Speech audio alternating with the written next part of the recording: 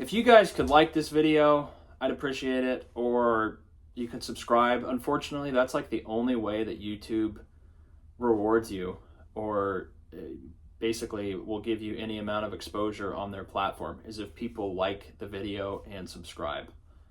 So I I don't do it. For the longest time I had like 47 subscribers, I think, on this channel, and I don't even know how I got that many, because I was just making random, I had just had a couple videos, so I don't even know how I had 47 subscribers. But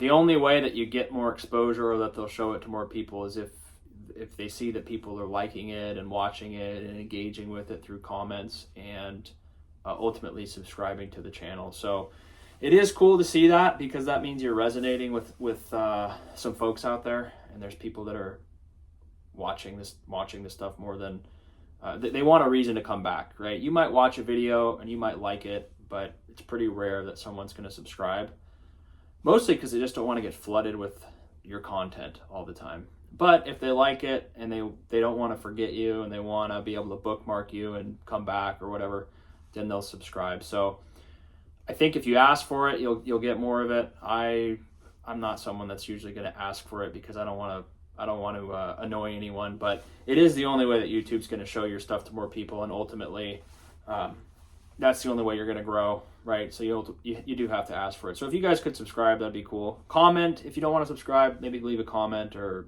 at least like the video, or even dislike it if you want. That's some amount of engagement.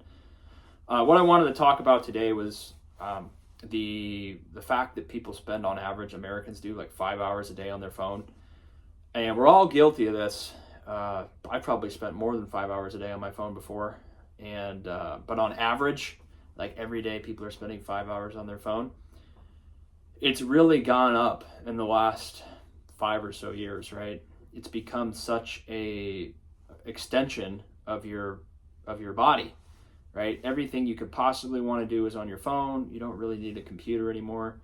You have all the apps built in there. You can watch YouTube. You can buy whatever you want to buy. You can go on Amazon. You can watch Netflix. You can scroll the internet. You can go on Amazon, whatever. So it literally has become an extension of just your hand and of your body.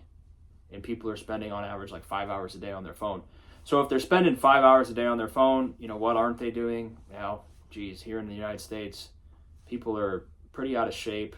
We got a lot of people that are obese. I don't know the exact statistics on it, but your average person is certainly overweight, and there's a high percentage of people that are obese because they're on their phone so much. You couple the fact that the food is very, very bad for you, just in general. You go to any Walmart, any grocery store, the food is very bad. 80% of the food probably is just really, really bad. And it's the cheaper stuff too. So if you want to buy healthy food, you're actually going to have to pay a significant amount of money to eat okay. It's really not even cheap anymore to eat bad, but it's cheaper to eat bad, right?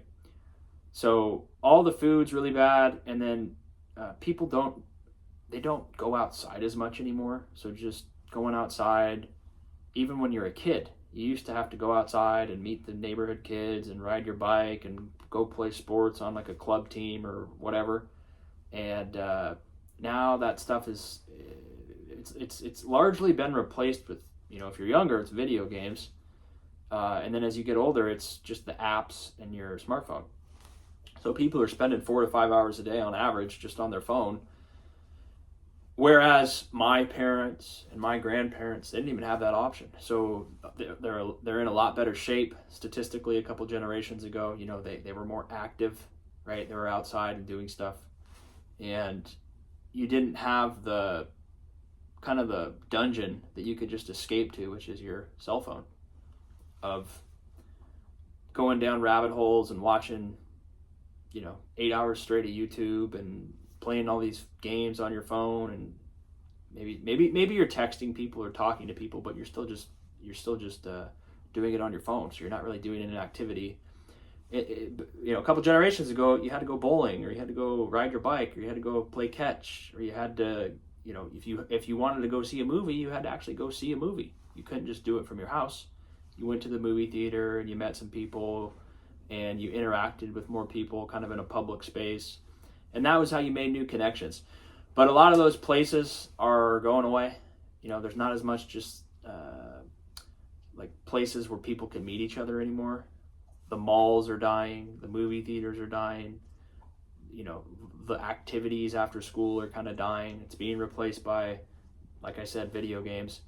And just people finding easy, cheap entertainment on their phone. So the phones made stuff a lot easier for people. I mean, you can buy stuff. You can communicate with people instantly. You don't have to wait for stuff. You don't have to physically transport yourself places. So there's a lot of positives that come out of technology and the smartphone. But there certainly is a lot of negatives. People's social skills, I think, are not very good on average for younger people because they grew up in a world where they didn't have to communicate with anyone. So your professional skills are usually lacking. Your ability to just be an effective communicator is sometimes not the best. And the biggest thing, I think, is just the health impact. I said it before, but if you're eating bad and you're spending 4 or 5 hours on your phone, are you exercising? Are you going to the gym? Are you going outside to run? Are you stretching? Probably not, right? And that's why we have so many people that are overweight or just unhealthy in general. And the medical costs are very high. You think if you're 30, you're 25, 30, 35 years old, like if you're not healthy at 25 or 30 years old, do you think you're going to be healthy when you're 50 or 60 if you keep the same habits of like not exercising and kind of not eating that well? And I notice it too, like all the food here is terrible. If I didn't exercise somewhat regularly, I would be a lot bigger and unhealthy. And sometimes I even feel a little bit unhealthy after I eat. And I don't eat a ton, but just the food has so much sugar in it and you feel just kind of sleepy and lethargic and you feel kind of nasty, right? That's kind of why I go to the gym in the first place, because I want to get rid of that feeling. But eating well is difficult. You have to buy all the right food and cook it, and then you have to really watch what you're eating, because most of the stuff that you buy here is just not going to be very good for you if you're eating all the consumable stuff or the prepackaged stuff, or like I said, 70 to 80% of the food in the grocery store is like not very good for you. And if you go to Whole Foods or whatever, again, you're going to spend a lot more money, and you got to be looking at all the labels and really be kind of a food guru or a connoisseur of all these different foods, which I'm not. I'll eat just normal stuff, but I don't eat in excess. Like I usually don't eat just a ton, and I usually only eat maybe twice a day. Sometimes I'll eat 3 times a day, but twice a day, and then maybe like a snack or something. But I can't eat a lot without, if I eat normal portions, I'll just get really full. All the portion sizes here are so big, and I realize if I ate kind of what normal Americans eat, I'd be huge, right? I'd be probably 30, 40 pounds heavier, and I'm not even 6 feet tall. So you're just going to be unhealthy. And but the phone thing is what I'm getting back to here. If you're spending 4 or 5 hours a day on your phone, I think you could probably cut that in half pretty easily. Everyone's probably spending at least an hour a day on their phone where they could completely cut it out. They're not communicating with anyone. Maybe they're just watching social media entertainment or whatever, and you can just cut that out, right? Even watching this video, even watching YouTube, you ask yourself, how much time am I actually spending watching YouTube videos or doing stuff that's totally not value added? And maybe you get something out of this video, but I'm saying if you're not exercising or you're not doing something productive, try to cut 30 minutes as a start and say, I'm going to spend 30 minutes less next week a day. 30 minutes less I'm going to spend on my phone, or an hour less a day on my phone, and I'm going to go walk, or I'm going to go exercise, or read a book or something, or study, read news articles about current events, something like that. And it's just about changing those habits, right? It's so easy to get sucked into your phone and spend, like I said, 4 to 5 hours a day on your phone. That is what the average American spends on their phone. So it's a lot of time. And if you're able to take some of that time and put it into other productive things, I think you'll, and that's not anything to say about money, but just about your health. If you're not exercising normally and you feel like you're out of shape, right? Look at how much time you're spending on your phone. I'm just talking about exercising here, or being active.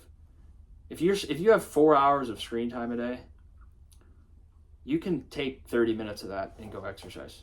Go outside, go for a walk, do some stretching, get a gym membership, do some push-ups or sit-ups. You can do that right from the floor, or do some planks. Planks are really good. And I think you'll really thank yourself for doing that, because it's so easy to get sucked into spending way too much time on your phone. And if everyone was healthy in this country, it wouldn't be a problem.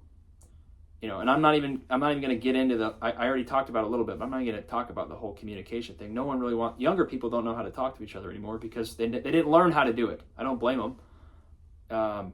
But they didn't learn that skill because they're all just born with iPads and iPhones. And if you want to talk to someone, it's just text message. I mean, even talking to people on the phone today, people are so skittish on the phone, right? Even if it's a real person and they want to talk to you, and people have fear of getting on the phone or trying to just have a normal conversation with someone because they don't know how to do it, and they're scared, and they fear getting into a confrontation with someone. And 30-40 years ago, that wasn't a problem at all. People knew how to communicate. They were professional. They were healthier, like I said, because there wasn't 4 to 5 hours a day that you were just being sucked into social media or consuming a bunch of garbage content that is not value added. So that's all I would say here. You can do whatever you want, but if you have 4 to 5 hours a day of screen time and you're overweight, come on, right? Cut an hour out of that and go to the gym or something, or go outside and be active. You'll thank yourself for it, and you'll be healthier. You'll live a longer life, but you got to make the change. You got to make the change.